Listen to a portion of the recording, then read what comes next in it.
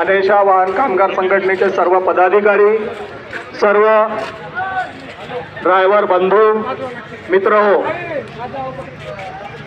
सर्वप्रथम आज या आंदोलनात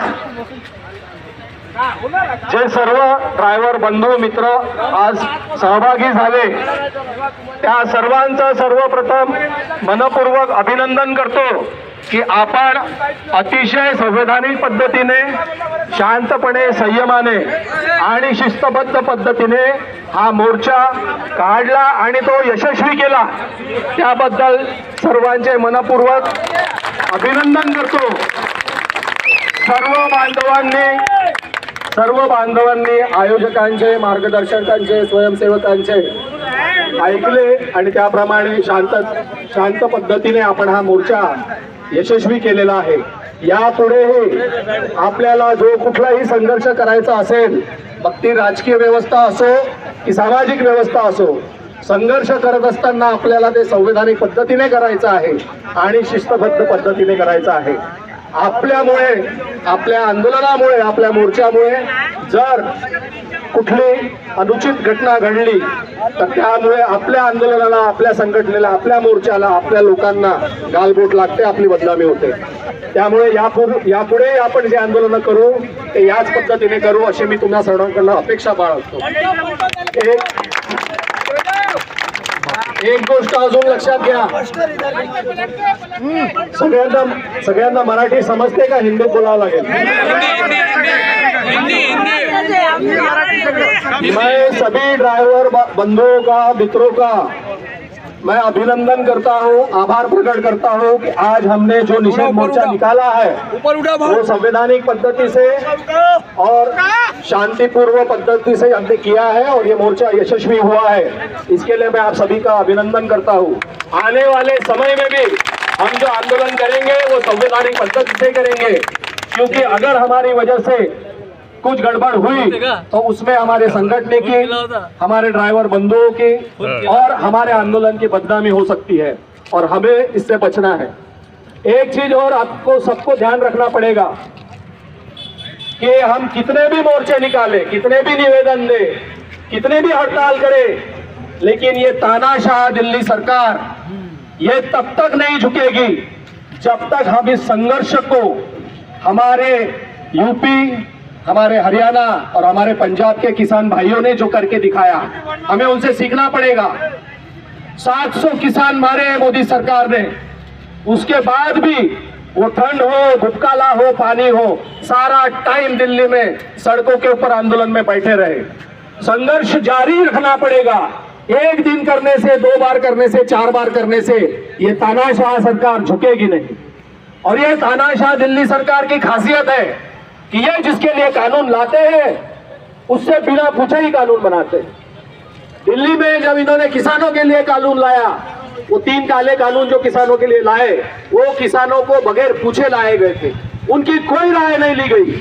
और इस बार भी यही किया गया कि हिट एंड रन का जो कानून इन्होंने लाया है, इसमें सबसे ज्यादा जो प्रभावित होने वाला है, जिसके ऊपर अन्याय होने वाला है, वही ड्राइवर भाई को, उन्हीं की संगठनाओं को, उन्हीं के नेता लोगों को इन्होंने बगैर पूछे, बगैर कोई सुझाव लिए, बगैर कोई चर्चा किए एक तानाशाह जैसे करता है, उसी तरह इन्होंने कानून हमारे ऊपर लाद दिया है और ये कानून का हम निषेध करते हैं। इसमें जो प्रोविजंस दी हुई है, 10 साल की सजा, अगर एक ड्राइवर भाई एक्सीडेंट होने के बाद वो घायल को अगर अस्पताल या पुलिस स्टेशन तक नहीं ले जाता है तो उसको 10 साल की सजा है।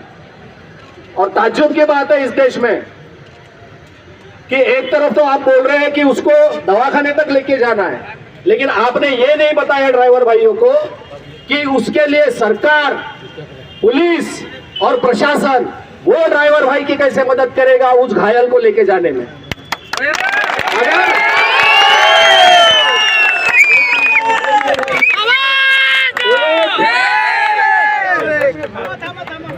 जब ये सरकार, चाहे दिल्ली की हो या कोई राज्य की सरकार हो, जब ये एक रास्ता बनाती है, एक पुलिया बनाती है और तब वहां जब एक्सीडेंट होता है, तब वहां जब मौतें होती है, तो उसके लिए कोई मुख्यमंत्री को या मंत्री को या वहां के इंजीनियर को 10 साल की सजा होती है क्या? जब हमने चुने हुए लोग जो हमारे नौकर हैं, प्रजातंत्र में चुना हुआ नेता, मंत्री हो या कोई भी हो, मुख्यमंत्री हो, प्रधानमंत्री हो, गृह मंत्री हो, कोई भी हो, वो हमारा नौकर है। सही बात है।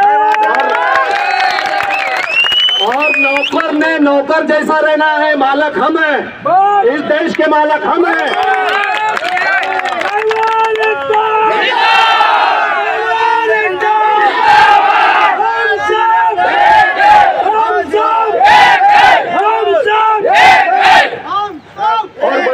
और बड़े मजाक की बात है कि नौकर आदमी मालक को 10 साल की सजा सुना रहा है।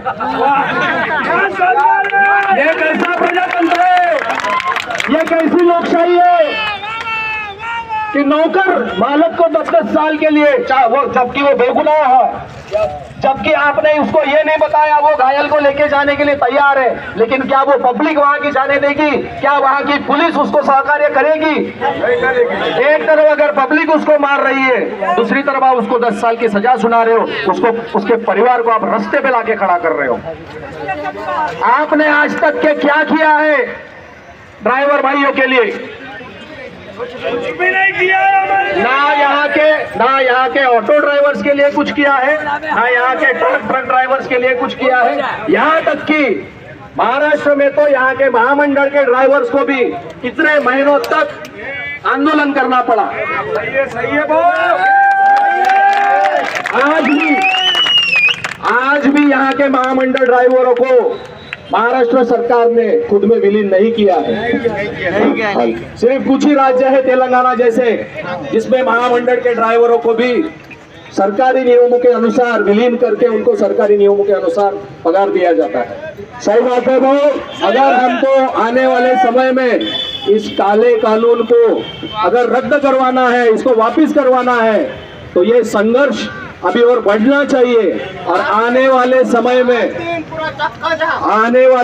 में ऐसा माहौल बनाइए, हर ड्राइवर भाई तक पहुंचिए और सब मिलके इस बार एक भी गाड़ी पूरे चंद्रपुर जिले में, एक भी ट्रक चलना नहीं चाहिए।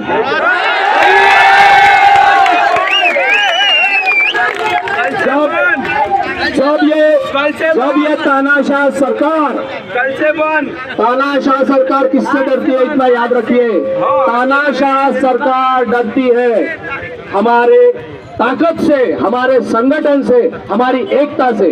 अगर हम एक रहे, जैसे दिल्ली में किसान भाई आखिर तक उनमें एकता, एकजुट बनी रही, अगर हम में भी आने वाले समय में एकता और एकजुट अगर बनी रहेगी, अगर हम कुछ समय के लिए कुछ तकलीफें सहने को अगर तैयार है, तो आने वाले समय में हमारा भविष्य उज्जवल होगा।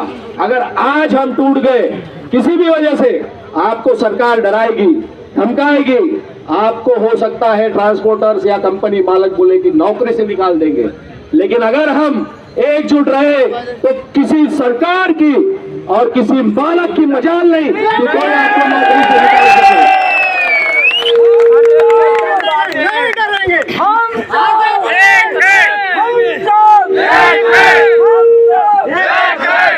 मेरा वादा है आप सभी से, मैं, मेरे सभी साथी मित्र, और वो कोई पक्ष के हो या ना हो, इसमें कोई पक्ष का राजकारण नहीं लाना चाहते हम लोग। हम यहाँ आए हैं क्योंकि हमें दिख रहा है कि ड्राइवर भाइयों पे अन्याय हो रहा है, और इस अन्याय के खिलाफ हम आपके साथ कंधे से कंधा लगाकर लड़ने के लिए तैयार हैं।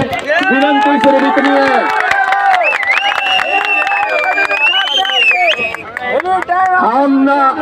हम ना मार से डरेंगे, ना जेल से डरेंगे, और ना ही इनके अन्याय से डरेंगे।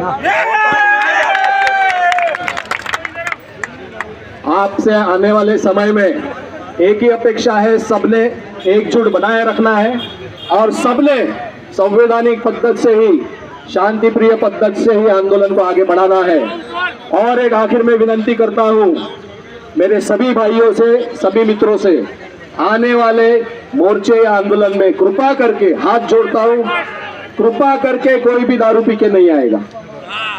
कृपा करके अगर हम अपने न्याय हक के लिए अगर हम 4 घंटे